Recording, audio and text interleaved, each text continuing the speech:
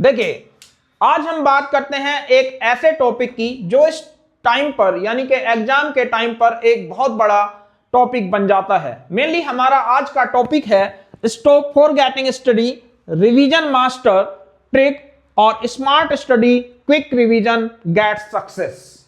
ठीक है, तो मेनली अगर हमारे पास यह है कि हमें कम से कम टाइम में ज्यादा से ज्यादा टॉपिक का रिवीजन करना है, तो उसके लिए हमें किस पर वर्क करना पड़ेगा? Smart study. देखिए, सबसे पहली चीज ये कि अपनी कैपेसिटी या कैपेबिलिटी को पहचानिए कि आप कितना कर सकते हैं। दूसरी चीज, एक आपके पास हर चीज की ब्लूप्रिंट सामने होनी चाहिए कि और उसमें से ये देखना है कि कौन सा टॉपिक कम आता है, कौन सा टॉपिक ज्यादा आता है। और उसके बाद मान लो कुछ एक्सरसाइज ऐसी होती हैं जो खाली इसके लिए होती हैं कि उनमें हम आगे के कॉन्सेप्ट को समझ सकें और उनका एग्जाम से कोई लेना देना नहीं होता।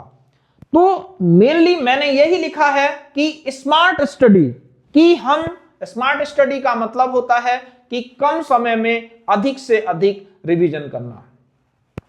अब उसके लिए हमें क्या करना होगा कि सबसे पहली चीज, हमें जो भी चैप्टर का रिवीजन करने चाह रहे हैं उसके कॉन्सेप्ट को एक बार ध्यान से समझ लें। चाहे अगर मैथ्स हो, चाहे कोई दूसरा सब्जेक्ट हो, कि अगर हमारे पास कॉन्सेप्ट क्लियर हैं तो उसके बाद हम ये देखते हैं कि हमें कौन कौन से टॉपिक पर रिवीजन करना है और किस टॉपिक से क्वेश्चंस एग्जाम में पूछे जाते हैं।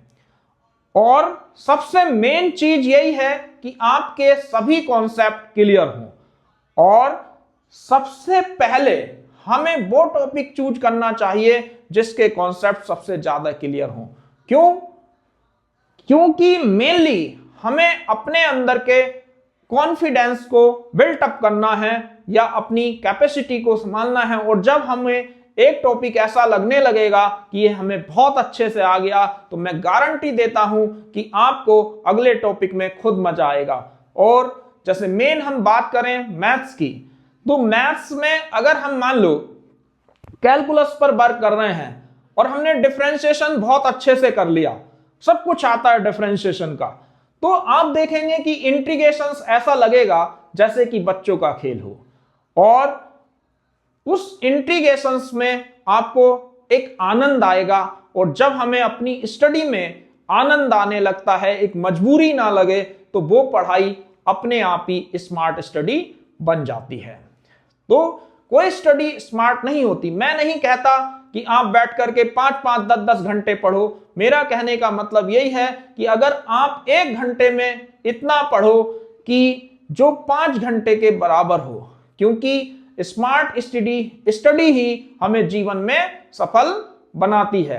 इसलिए हमेशा ध्यान देना होगा कि पहली चीज तो ये हो कि वो सब्जेक्ट उस टाइम चूज करो जिसमें तुम्हारा मन सबसे ज्यादा लगता हो। और जब लगता है कि हमारे पास इस टॉपिक को पढ़ने में अब मजा नहीं आ रहा, आप एकदम से दूसरा टॉपिक लो या दूसरा सब्जेक्ट चूज करो। जैसे एक मैथ्स है, मैथ बहुत इंटरेस्टिंग सब्जेक्ट है कि अगर आपको मैथ्स पढ़ने में मजा आ रहा है तभी आप उसका रिवीजन करो।